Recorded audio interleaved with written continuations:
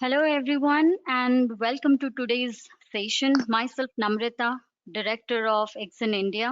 I have a total of 9 years experience, out of which I'm proud to be with XN for last 7.5 years. I'm sure many would already know XN, but to give you a short brief to who we are, XN was originally established in 1984 as a foundation by the Ministry of Economic Affairs in the Netherlands. In the past 3 decades, Exim has gone on to create a number of IT standards. The most notable of these include ITL and Prince2. Currently, Exim focuses on responding to market trends with certifications such as DevOps, Agile Scrum, Information Security, SIAM, VeriSM, Blockchain, AI, and many more. Today with us, we have our growing partner ConsultDesk, having its presence in Canada and India. Mr. Alan, founder of ConsultDesk, has been very kind to join us today in this session as well. I would like to introduce our speaker and presenter, Mr. Atul Anand. He has an experience of 14 years in leading digital transformation and IT service management teams in different MNCs. He keeps a passion of blogging as well, and Exin has published few of the articles he has wrote in the past. He is one of the first in India to be awarded as DTO, Digital Transformation Officer badge, and we will have him share his experience through this later as we go. Last but not the least, we would love to hear your questions and feedback. So please feel free to type your questions as you think across, and we'll pick it up in the end for sure. With that said, I would like to welcome our speaker and presenter, Mr. Atul, to start the presentation. Over to you, Atul. Yeah, thanks a lot, Namrata, for this kind presentation or kind introduction. So you missed out one thing, and I thought I'll introduce one point that Sure. I am a trained yoga professional as well, and I always believe in spending time whenever I have to contribute back to society or to contribute back to people in whatsoever form. So that I always proudly boast to say. So I just thought I'll again say that. So now let's come to the agenda for today. So we will be talking about digital transformation, what is it all about, why it is inevitable. We'll focus on why now the focus is shifting on everything as a service. So that would be the second point of discussion. After that, we'll talk about VeriSM.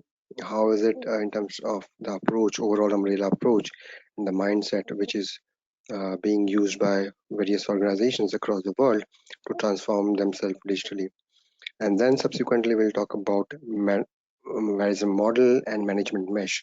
So management mesh is the core, and that's the heart of VeriSM model. So we'll spend some time specifically on management mesh, and we will also talk about comparing VeriSM with the ITL4. So I'm also ITL4 Foundation certified, and I, as Namrata has mentioned, am VeriSM Foundation Plus Professional certified as well.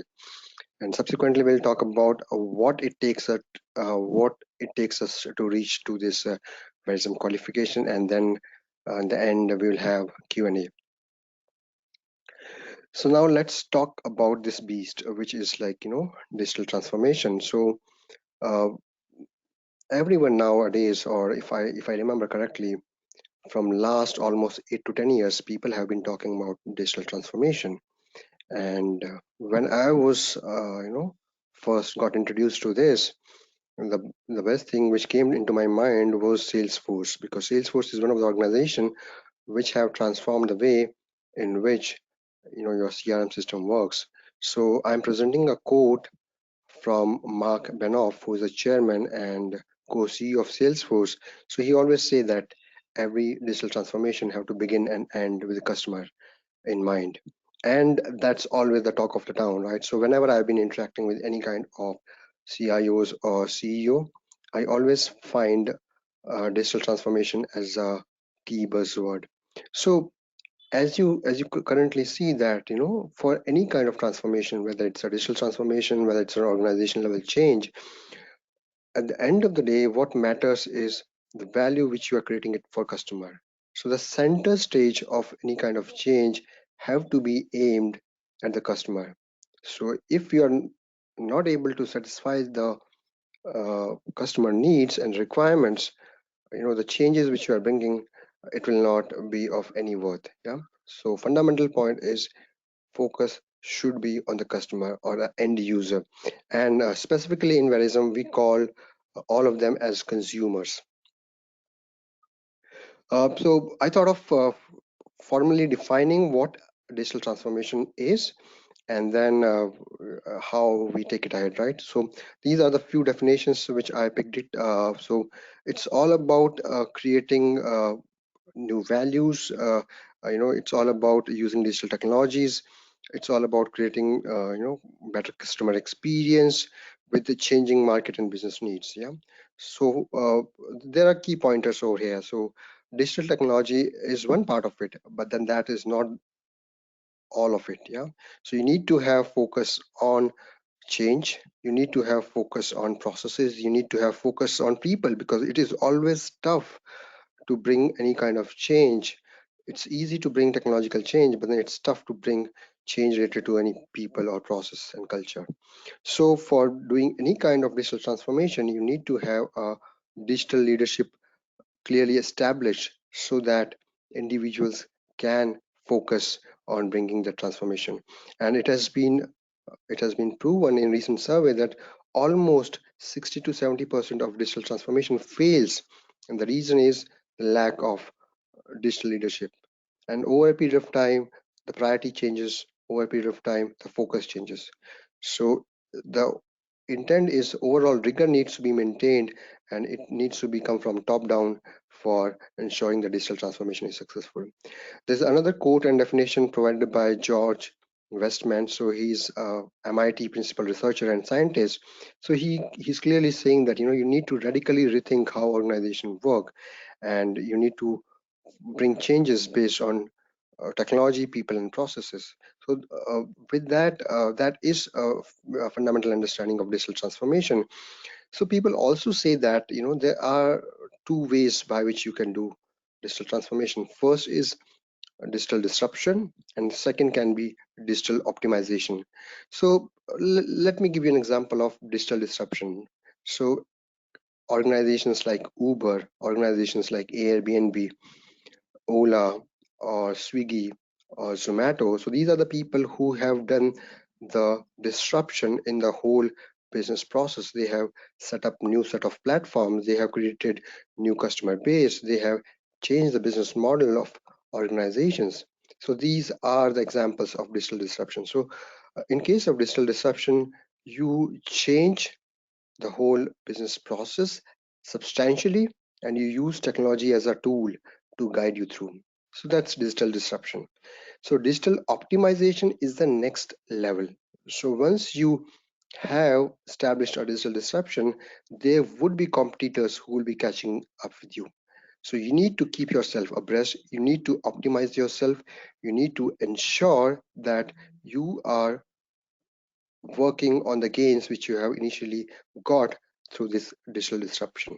So digital optimization helps you to get this across. So focus of digital optimization is on continuous service improvement through innovative methods, bringing the process optimization, bringing other aspects as well. So that's a vicious cycle. So you need to focus on disruption and then optimization, and once optimization is complete, you need to again disrupt it so that you bring new things in the market. Yeah. So broadly speaking, digital transformation comprises of disruption plus optimization. So this slide talks about the recent organizations which are called digital organizations. So if you see, all these organizations were not there 20 or 30 years back. So let's assume you are in 1990s. You've not heard about Google at that time. You not have heard about Airbnb. You not have heard about TripAdvisors. So all these organizations which are there, most of them are recently born in say last 20 or 25 or 30 years. So these are the organizations which have given run for money for earlier Fortune 500 companies. So if you see now the latest Fortune 500 list of organizations, there are hardly few companies which are there which were there in the old, right? So most of these are now replaced by these digital organizations which have recently come up. So initially you used to find General Motors, General Electrics. For sure, these are the truly great company, no doubt about it. But then companies like Google, companies like Apple, companies like Amazon, they are there, in top 5 or top 10 when it comes to overall Fortune 500 ranking. So digital is here, and digital will last and will be there in future as well. So now let's talk about why this change is happening. What is the basic phenomena why this is happening? So why people are now focusing on everything as a service? So for that, if we want to go deeper, you need to understand what has changed in the last 30 years. So now we are sitting in 2020. So if we take our focus back to 1990s, so in 1990, the overall population of world was close to 5.2 billion. So that was the population of world. And now when you sit in 2020, population of world in March 2020 was 7.8 billion people. So in last 30 years, we have added almost 2.6 billion people on this earth. So that is equal to combined population of India and China. So if you see in last 30 years, the whole demographic landscape have changed across the world. And these people who have born in last 30 years, they are either called, say, Generation Y or Millennials or Generation Z, which is called digital natives. So these people are now getting employed. These people are now the people who are driving the change. These people are the people who are now comprising 70% of your employee strength. So with this mindset, within this new generation coming in, they are bringing a consumer mindset, so which is more focused on consuming things rather than owning any kind of assets. The intent is we want to use the services, we are okay to pay for the services. I don't want to own any car, I don't want to own anything which is asset high, because I want to use and consume those things. Tomorrow if my need changes, I can easily switch on to the next set of activities, I can easily switch on to the next set of consumption pattern. So that's a consumer mindset which is now shifting, and we can see that happening from last 20 to 25 years. If you see at the organization level, right now, I'll show the recent example which has happened with me. So I was preparing the budget for my BU, and then we have been given very clear indication that our focus should be more on the OPEX budget rather than CAPEX. So organizations are trying to transform themselves. They are trying to change their spending patterns. They want to focus more now on operational cost rather than CAPEX, because with CAPEX in place, you need to have a liability to pay every time. With OPEX, you can always switch on and off the cost based on your requirement, based on the overall profitability of the organization. So fundamental shifts are happening at individual level as well as at organization level. So also, as I mentioned previously, organizations used to last for generations.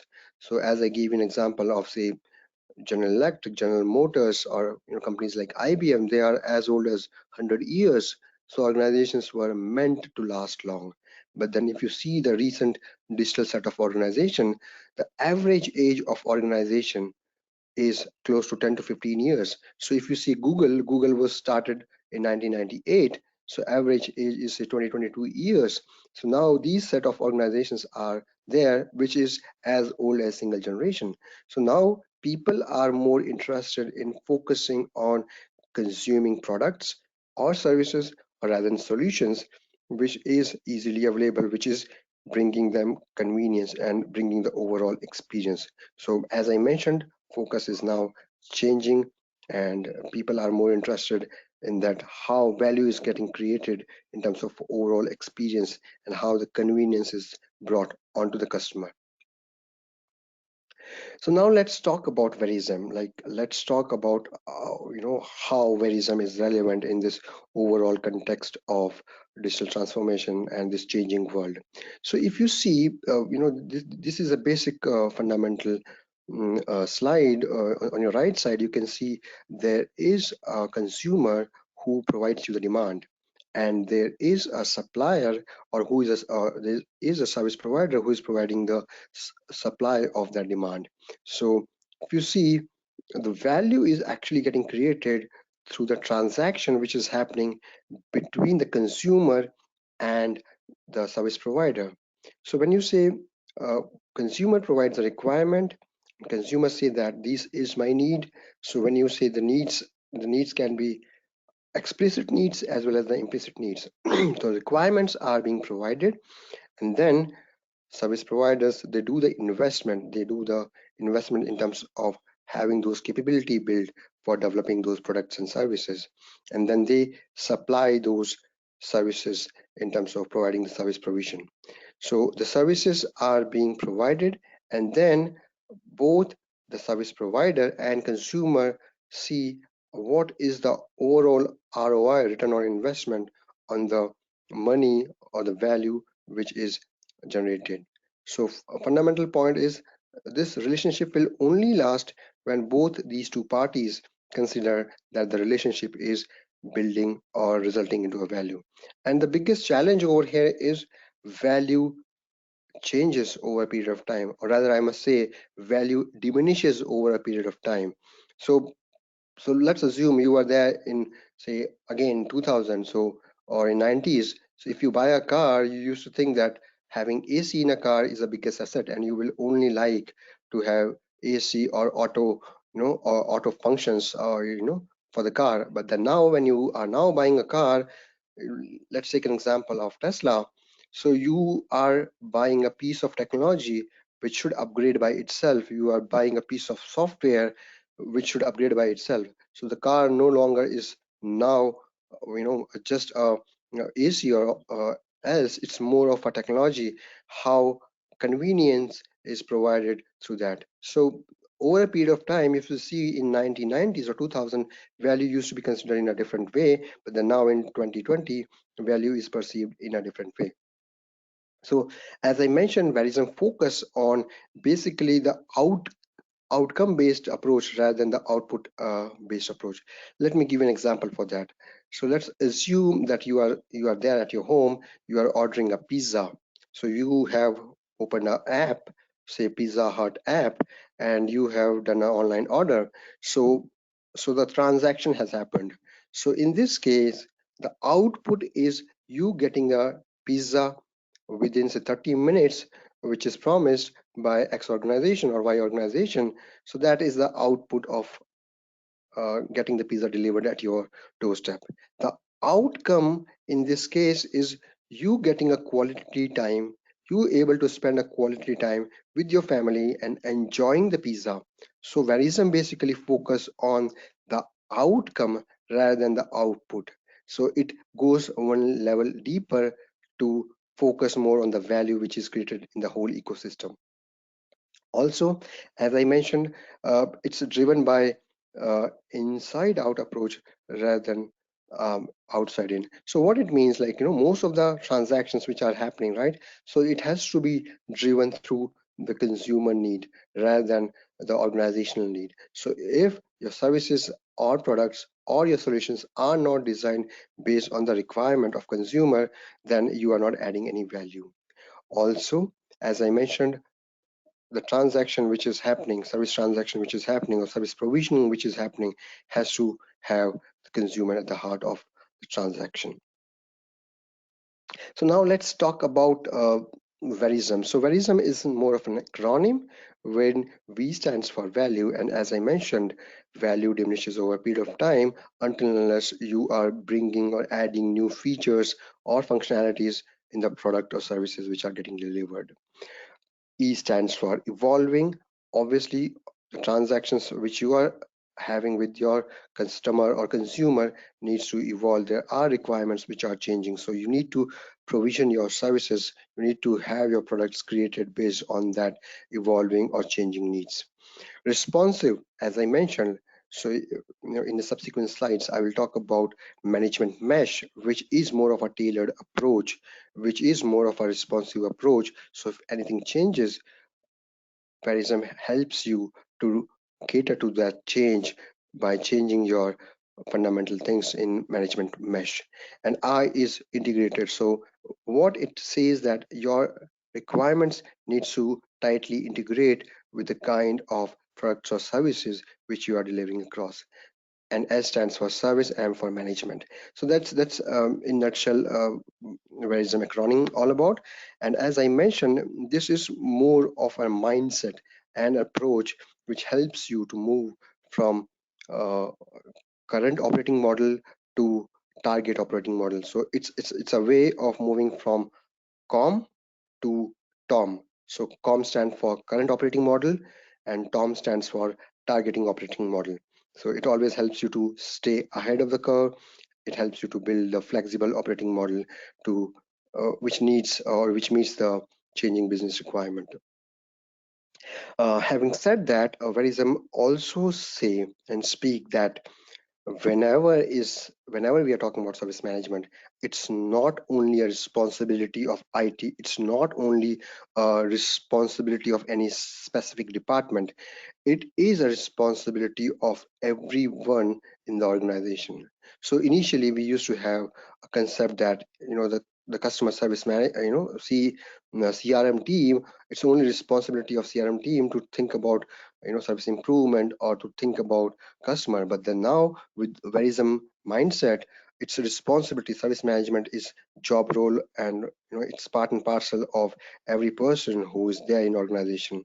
So it always say that you need to understand the requirements of customer. You need to establish service management at enterprise level, and organization need to come out of this siloed approach rather than treating organization into functions or department. You need to consider them as bundle of capabilities who can deliver value to the customer. As I see it over here, Verism also focus on creating T-shaped professional rather than I-shaped professional. So let me give you my example itself. So I was say, I having say 14 or 15 years of experience. I initially had 8 to 10 years in SAP. So that was a deep insight or deep knowledge which I have it for SAP. Then subsequently, I thought of diversifying myself, working in different departments, say vendor management, asset management, service delivery management, working with HR, working with, business, working with customers, so that I diversified myself. So I transformed myself from I-shaped professional to T-shaped professionals. So Verism focus more on T-shaped professionals rather than I-shaped professionals. So now let's talk about the service management principle. Let's talk about service management principle. So service management principles, they actually act as a guardrail. So when any organization or when any service provider organization, they think that they want to produce any product or service, they need to be abided by certain frameworks. They need to be abided by certain principles. So service management principles are those guardrails wherein you produce your products or service based on the limitation or uh, mm, based on the inputs provided through service management principles. So what comprises of service management principle? It can be the quality metrics, it can be the risk, your compliances, your overall fundamental uh, policies which are defined at organization level. So these are the basic points which are part of your service management principles, and they define the boundaries for creation of your product and services. So now let's talk about this Verism model, what it is all about. So if you see the Verism model, you have consumer on both sides. So you have consumer who is providing you the requirement, and you have consumer who is verifying, reviewing, and improving, suggesting improvements once you deliver than the product or services. So you have consumer on both sides. So you have to think VeriSM model as three concentric plates. So you have an outer plate which comprises of governance. So governance is basically the high level mission, vision, policies, or the overall goal which organization set up. So those fundamental principles are driven through governance, and it is always a top-down approach. So governance is overall overarching everything in an organization, and as I mentioned, service management principles, they are the guardrails for defining the boundaries of your products and services. And the most important aspect, the most important critical aspect in this model is your management mesh. So we will talk in detail about management mesh, but then I'll say this is one of the most important tool which VeriSM has uniquely designed and defined, which gives you flexibility to tailor your requirements, to help you understand what is changing and how you have to transform yourself. So as I was saying, digital transformation is all about change. Your management mesh helps you to bring that change effectively in your organization.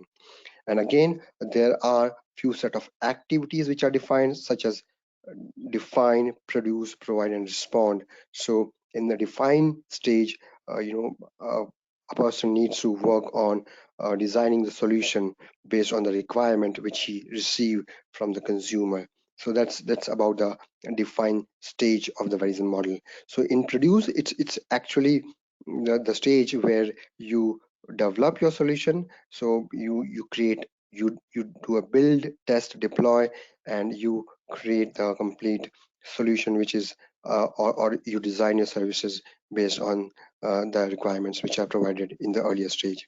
So the output of define stage is your blueprint. The blueprint is then fed to the produce stage, and the overall product or services get developed in the produce stage. In the provide state, if there's any kind of new changes, if there's any change requirements, changes which is now being suggested by customers, so those get fed in through the provide stage, and then you again go back to define and produce. So it's more of an iterative cycle. So if there are any kind of service changes which are happening or which is suggested by consumer, that get fed back to define, produce, and then to provide. And in response state, you actually focus on post delivery issues. So if there are any specific bug fix, if there are any kind of P1 P2 tickets, if there any kind of post delivery support, service management support, so that is addressed through the respond stage of VeriSM model. So now let's focus a bit on the management mesh. And as I mentioned, management mesh is the most powerful uh, aspect of a VeriSM model. So management mesh is defined by a kind of square which have four sides, and you need to read it from clockwise, starting from environment to resources to emerging technologies and management practices. So under environment, it have different frameworks such as SWOT analysis, pastel analysis. If there is any kind of legislation changes which are there, you need to think about your competitors. You need to think about your organizational culture. You need to think about organizational behavior. So all these parts, all these things are defined under the environment uh, part of the management mesh. So there is a strand called others in each and every aspect. So under environments also you can see others, under resources, under emerging technologies and management practices as well. So this other strand helps you to define your principles based on your need of organization. So suppose, let's assume that you are working in an organization where it's a kind of monopoly kind of environment. So you will have to focus on certain other things, right? So that input can be fed in the other strand. Yeah. So as I mentioned, under environment, you have processes, matrices, tools which acts as a service stabilizers. So now let's move on to the resources. So under resources, it actually talks about all and every kind of resources which are there within the organization or outside the organization. So there can be two sets of things, right? You have internal resources, which includes the resources within the boundary of organizations, such as people, tools, assets, budget, so on and so forth. So these are the resources from the perspective of internal. There are resources uh, external to organization, which are, say, if you have vendors, if you have third-party suppliers, if you have some strategic partners. So all these are resources which can be external to the organization. And then you can have resources defined as asset can be one of your resource, time can be one of the resource, knowledge can be other resource. So you can define based on your requirement what you want to build your management mesh across. The next important aspect is your emerging technology. So emerging technologies helps you to pick up the right set of technologies which are prevailing at that time. So if you if you see, if you need big data, if you need blockchain, if you need AI, you need deep learning, you need ML, so you will define all those things under the emerging technology, and you can pick and choose how your organization is faring, what is required, what needs to be developed, what needs to be procured from outside. So as mentioned, it also have others as a strength. So if there are few legacy things, right? Suppose let's assume you are an organization who have not handled any kind of transformation, and you are running your systems which are as old as 20 or 30 years. You can define those technologies under others, because these are considered as legacy systems. So you can put that under other strength. Yeah. Now the next important side is management practices. So management practice helps you to pick the best management practice available for your industry. So let's assume that you are a financial institute, you are a bank. So SOX is one of the important requirement if you're operating out of America. So you can choose SOX as one of the management practice. Suppose you are a healthcare service industry, or if you are a healthcare company, HIPAA is one of the requirement which is needed, to be compliant with. So you can choose HIPAA as one of the management practice. So if you are a service provider, IT service provider, ITIL V3, ITIL 4, these can be used as a management practice. Corporate can be one of the management practice. If you are engineering firm, you can choose CMM level 5. If you are a consulting firm focused on people, you can use PCMM level 5 as those management practice. Even ISO practices, ISO standards can be used as a management practice. SIAM, DevOps, Agile, Lean, project and portfolio management, and others. Based on the requirement you have, you can define those management practices, and then you can certainly use them. So how you have to use the management mesh is the most critical and the most powerful. So whenever you are working on any kind of requirement, whenever you are working on creating management mesh, you have to first focus on the current state. So you have to see these four dimensions of organization, how these four dimensions are currently placed. So based on that, you will create the current state of management mesh. So once you create the current state of management mesh, then you need to understand where you want to reach. So let's assume that you are a company who want to go to cloud, who want to bring transformation by getting rid of your data center. You want to move across to cloud. So in that case, you need to first create your uh, current view of management mesh. You need to map how good you are in terms of your emerging technology which is there in cloud. So suppose if you rate, say, 2 or 3, which is relatively low on your current state, and now you want to reach to 4 or 5 or 6 or 7, so that would be the future state. So you need to map your current state, and then you need to focus on your future, where you want to reach to, and then you find the delta. So delta helps you to begin your journey, to help you transform yourself or your organization to the next level, which is called digital transformation, and so on and so forth. Yeah. So that's how why we say management mesh is very powerful, because it helps you to tailor your requirement. It helps you to pick and choose the practices which are required. It helps you to transform yourself in terms of aligning your requirements as per the business needs. It helps you to pick the right set of tools and resources and technologies so that you can develop your services and product accordingly. So now let's talk about comparing say VeriSM and ITIL 4. So again, so this is my view, and I'm sure most of you, since you have now spent almost uh, 30 to 35 minutes, you will also agree on that. So VeriSM was one of the framework, which came into existence somewhere in 2017. So VeriSM was developed, or it's a mindset. It's not rather framework. It's a mindset or an approach which was owned by IFDC. So IFDC stands for International Foundation for Digital Competency. So they are the so it's a non-profit organization which is owning this model, or this approach. So they are the pioneers for VeriSM, and uh, if you see the history, there were almost 70 plus lead contributors across the world, from different part of world, from India, from US, from Netherlands, from Bulgaria. So all those people came across, and they came up with the need for creating this framework. So VeriSM came into existence somewhere in December 2017, and so there are organizations like APMG, Action, BCS.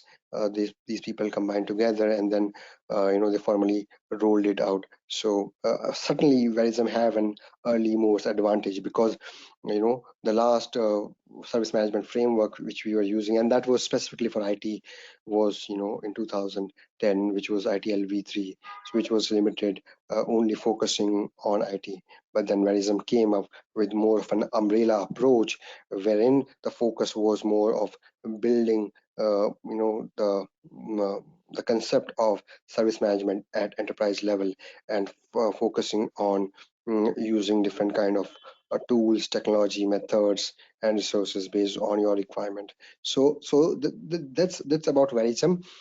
If you talk about ITL4, yes, certainly it's a good framework. It's a good tool for bringing the changes in IT landscape. So it was launched in 2019, and there are different modules of ITL4 now getting developed, and now getting slowly rolled out. So if someone asks me, like, is VeriSM enemy of ITIL4, or it's enemy of DevOps or Agile, I'll say no, it's not. So VeriSM is more of a umbrella framework and a umbrella approach, wherein it respects your investments which you have done in past, and helps you to focus on future. So it embraces the future, and it respects your past, and you can be rest assured that all your earlier investments in any kind of service management tools can be safe, whether it is ITL, DevOps, Agile, Lean, Kanban, or whatsoever. So with that, I just tried doing the comparison between VeriSM and ITL4, so you can always compare VeriSM with other frameworks as well. Yeah. So now let's talk about VeriSM qualifications. So I'll hand it over to Namrata.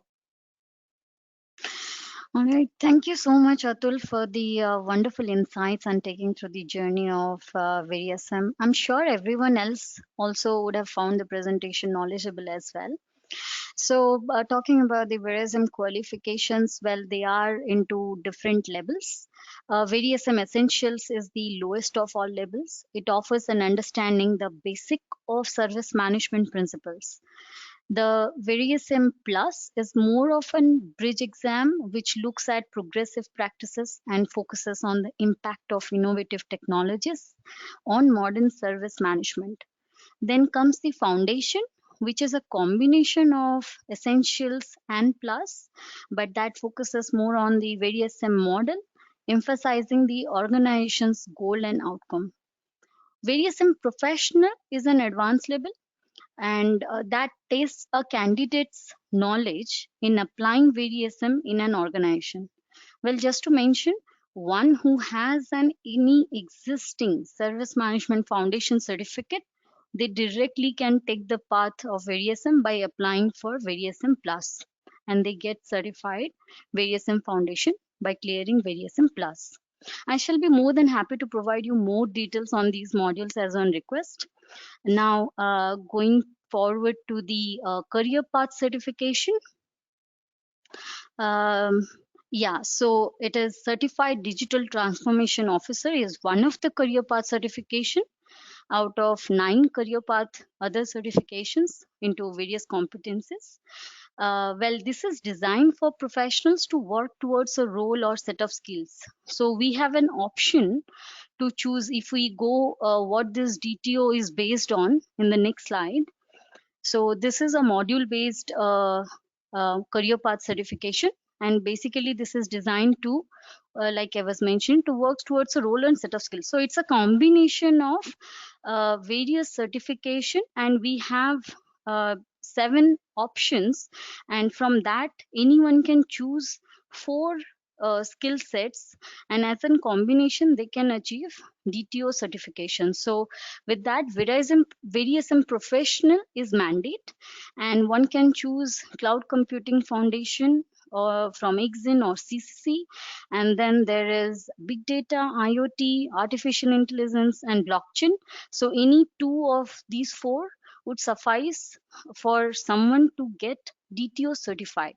With that, like I was mentioning in the early of this webinar, like Atul is one of the first one to in India to receive DTO badge, and I would like to take this opportunity to ask him about his experience, like what DTO has added as a value to his existing experience and career. Atul, would you like to share your experience on this?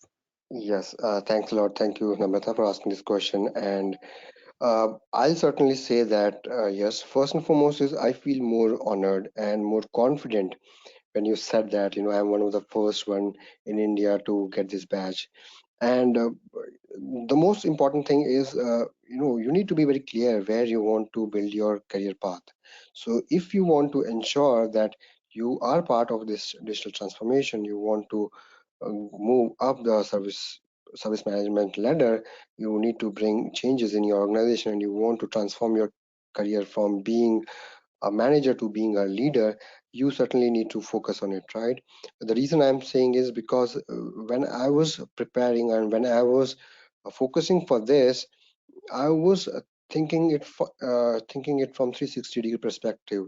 So I was not only talking about technology. I was not thinking about only using those niche technologies, but then I was also thinking that how we can do the changes in organization in terms of the culture, overall organization culture. So how you can bring OCM, organization change management, or OBM, organization behavior management, in organization. So it gives me a perspective. It helps me to appreciate each and everything, whether it's the technology, whether it's a soft aspects. So when I clear this, I have done a Verism Foundation plus Verism Professional. I was one of the reviewer of the book for blockchain, which was released by Van Haren. So I cleared the blockchain certification, and then I also cleared cloud, because cloud was one of the mandate, and it was part and parcel of my day in and day out job. So I did my cloud certification, and then I was also keen in clearing the artificial intelligence, because that was the area of interest for me, and that's how I explored it. So certainly it helps me to enhance my career path. It helps me to broaden my horizon. It helps me to appreciate the world more from again outside in view rather than inside out, right? So that helps me to get a different perspective rather than just only focusing about organization, just only focusing about being professional in the role which you are playing. Yeah. Yeah, all right. Thank you so much, Atul. So we have questions coming in, and the first question is from Mr. Jiva. Uh, he asked that ITL 4 came in 2019, but ITL V3 is there for a decade, as you said. In the past, ITL processes was applied in IT industry. However, it is capable for any industry and domain. Can you list maybe three, four difference? Yeah, correct. So that's a good question, and as I mentioned earlier, right? Uh, so the difference between VeriSM and ITL is, so when you say ITL v3, right? So you had incident management, change management, problem management. Those were the different modules which were there, right? So you have, service design, service strategy, service operations, so on and so forth. So those things were there. So that was more of a perspective, when you are talking about IT service management. But then Verism is more than IT service management. It is a service management tool, or it's a service management mindset or approach for any kind of industry. So as I mentioned, let's assume that you are a healthcare industry. You are an organization who is into financial sector. So for you, ITL might not be the best practice because ITL focus more on the IT side of requirement. But then Verism certainly yes, because you have a concept of management mesh. You can you can tailor your requirements, or you can tailor your tools, or the overall management practices which you need, your resources, the technology which you need, and it helps you to be more uh, imbibed, in total, rather than focusing only on the IT side of it. Certainly, I'll say ITIL is a good framework only meant for IT side of services, but then Verism is more of an umbrella approach, which see or which gives your perspective from 360 degree. Yeah, so that's my take on Verism. And then I have already mentioned that if any organization, if they have already implemented ITL v3, they can continue to use ITL v3. So see, Verism as an approach is there, so no one is forcing you to use it. It's just that if your business is changing, if your landscape is changing, if your systems are changing, then ITL 3 or might not be the latest for you, right? So you need to revisit your organization from the perspective that how your customers are changing, and what set of things needs to change to meet those needs from the service or from product perspective. Yeah. So, with that related, there is a question again coming from Jiva that are you saying ITL is not supporting for digital world when compared with various? So I'm not saying that it's not supporting digital world, but then the thing is, it lacks the agility at which, or it lacks the pace at which the change is happening. So let's assume that your rate and pace of change is at X rate, and ITL is still more, not tuned in a manner to adhere to the changes which is happening, in the overall world. So ITL 3 was at least not, and with ITL 4 coming into picture, they are still trying to bring those digital competencies they are trying to embrace, but then still it's a long way ahead. Yeah, and I'll say that as we see that Verism have few, or rather there are multiple case studies wherein, like, organizations have implemented it. And so you can always go to verism.global website. There are tons of material you can explore. There are various case studies we can refer, wherein organizations have done digital transformation based on the tools, or based on the kind of frameworks which are available in Verism, and overall umbrella approach. Yeah. I cannot be more agreed on this. You are absolutely right. So we move on to the next question. It is Mr. Pranav asking that can you please explain more on I shape and pi shape professional? So I and T-shape professional is okay. So I was expecting this question. So I-shape professional is a person who is focusing completely on a single domain, who is focusing on a single technology. So let's assume that I am a person who was working on mainframes, and I spend my 15 or 20 years only learning mainframes. And if I don't diversify myself, then it become an obsolete thing for me. So I say professionals should always focus on diversifying themselves in terms of doing a continuous learning, and learning different technologies, learning different learning from the different departments. So say a person who is a mainframe expert, I respect that, but then suppose if that technology become obsolete, then you are at risk of getting your skills obsolete as well.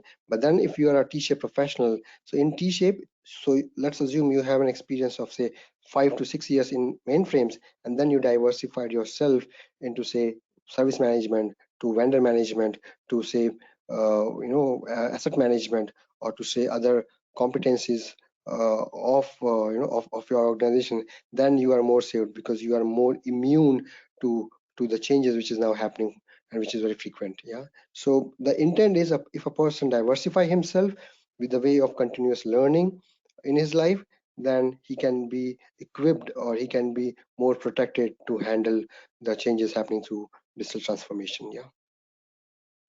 Right. So the next question is, how do you define VeriSM as evolutionary approach or a revolutionary approach? Okay, so I'll say that it's it is certainly a evolutionary approach, not a revolutionary, because whenever you have to apply verism, you need to take a baby steps. You cannot change everything at one go. You certainly need to think first that, okay, I want to first get a buy-in from my management, from the leadership team, and once you have that, you target that I will start using these frameworks. I'll start using the management mesh for transforming X set of customer requirements, and then subsequently I'll change the culture. I'll use some of the tools which are verified or which are specified in verism to transform my organization. So it is certainly a evolutionary approach which can bring revolution in organization and in companies in long term. Yeah. Right. There is a follow-up question again on the ITL thing. So the question is, can you list some reference company who have implemented VeriSM and probably who moved from ITL practice, and what was the benefit? Well, I can answer the first part of it. There are a lot of companies. I think HCL, HP, they have really been implementing VeriSM, and there are a lot of European companies as well. I think I'll leave, however, Atul to answer this in a Yeah. better way. Good. If you Google across, right, there are multiple companies who have used Verism as a framework. The second question, which was like, leaving ITL. So no one is saying that you leave your ITL, investment which you have done. So people or Verism says that, whatsoever stay relevant for you. If ITL is relevant for you, you stay with that. If tomorrow, your organization decides to bring in a new competency, then say ITL might not be relevant at that point in time. So Verism focus always on the changing landscape, changing requirement, changing need. So if you are in a setup wherein things are not changing and ITL is working for you, then you can better stick to that. But then fundamental point is, now with the whole ecosystem changing, with the whole dynamics changing, you need to be adaptive to the requirements which are changed by customer. So it's not that you need to get rid of ITL, but then it's more of a coexistence approach, wherein you pick the best from a practice, and if there's some delta which needs to be picked up from other management practice, you pick that as well. So every one or every management practice can live in coexistence, provided they are adding value to the customer based on the requirements which they have provided. Right. So there is a related question to this. Can VeriSM coexist with other service management framework? Correct. So that's I tried answering implicitly. I was not knowing that this question is anyhow coming, but then yeah, certainly yes. So it as I mentioned, like it embraces future, and it helps you to uh, you know think about the past, the investments which you have done. So all these frameworks which are there then can coexist. It's not only ITIL, Corbett, or ISO, or whether it's a CMM, CMMI, or PCMMI, SIAM, or DevOps, or Agile. All those things can stay and coexist along with VeriSM, because it is more of an umbrella approach. It picks the best which is required and stay relevant at that point in time. Right. There is a again related question. Is it really necessary to learn five different approach, which looks like only creating chaos, like ITL, VeriSM, COBIT, IT4IT, SIM? Would you like to throw some light on this? That is it really necessary to have all this? So again, so you have rightly pointed, right? So uh, there's no there's no magic tool. The magic tool is things are changing, you need to be adapted to that. And verism is an approach, as I mentioned. It's a mindset saying that, when things are changing, you should be agile, you should be the first one to sense that change, and then you should be changing yourself in terms of changing based on the requirement. So certainly I'll say that you need not to go for each and everything. You need not to focus on each and everything. Whatsoever suit best for you, whatsoever suit best in the requirement. So hence I always say it is more of a tailored approach, right? So it can fit for a organization which is a kind of startup. It can fix it can fit for an organization which is, say, established multinationals having, say, employees more than 20 to 30,000. So it is a tailored approach. So you need to understand that what is required for me, what is required for my customer, what is required for my consumer. And then uh, if Corbett is the only thing which is required, I think you better do with that, right? So the fundamental point is you need to be always be proactive rather than reactive to the changing needs which are there. So that's a basic message which I want to convey over here. Yeah. Right. The next question is, well, I think this is more for me. Why, in case of DTO, few courses were Exin AI and others are CCC IoT? What is the difference between them? I mean, Exin and CCC. So, if I understand correct to your question, well, you are asking why there are Exin courses and CCC. Well, CCC is another certifying body called Cloud Credential Council. They are more into cloud modules, professional cloud modules like service manager, security manager, and so on. And they also do have big data and IoT. The reason being, when I say CCC IoT, basically those programs are owned by them and are being provided by Exen. But then we don't own IoT. We have it is their syllabus, it is their design that we follow. However, AI, when I speak, it is Exin and BCS. It is BCS is another exam institute. We have co-developed AI. Blockchain, it is again solely of Exin. So we have developed with numerous experts in the world. So for that reason, I mentioned as both the certifying bodies, that is Exin and CCC, but it is available with Exin as a whole.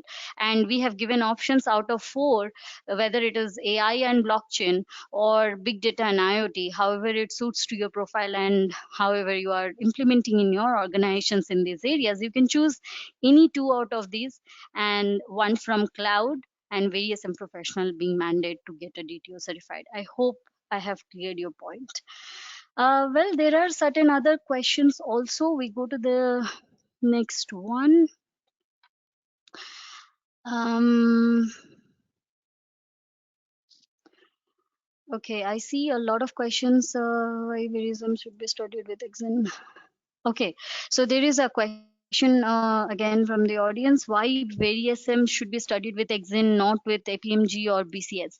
Well, I can also take this up. VeriSM is a product which was co-developed with 70 other experts, and they have been mentioned in our VeriSM book.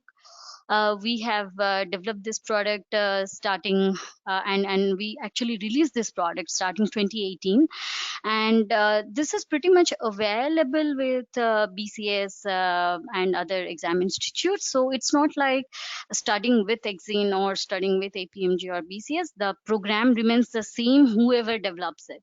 So for that reason, you can choose Exin as your exam institute partner, or you can choose BCS or any other as you mentioned. So there will be no difference as such. So looking at the time constant, I think I'll take up all the rest of the questions and put across to Mr. Atul, or maybe the later point of time, and then we reply you back over an email with the questions that you have. So, but then thank you so much for attending and joining us today. And I will provide also, or we will provide a link to this webinar for future reference.